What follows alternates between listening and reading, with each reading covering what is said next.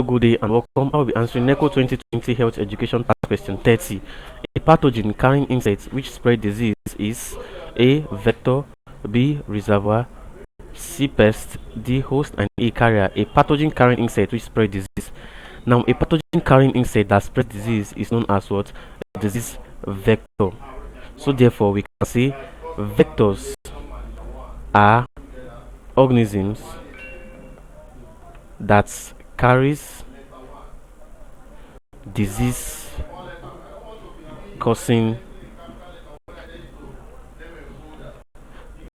organisms. That is, vectors are organisms that carries what pathogens. Now, it is usually mistaken. We usually mistake what vectors and pathogen.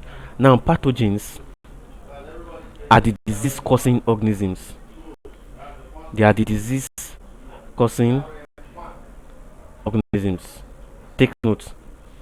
Vectors are the carriers of these pathogens, but vectors do not cause disease.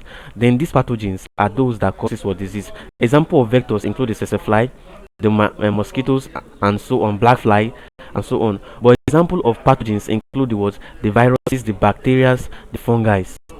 So a pathogen carrying insect that spread disease is called what? A vector.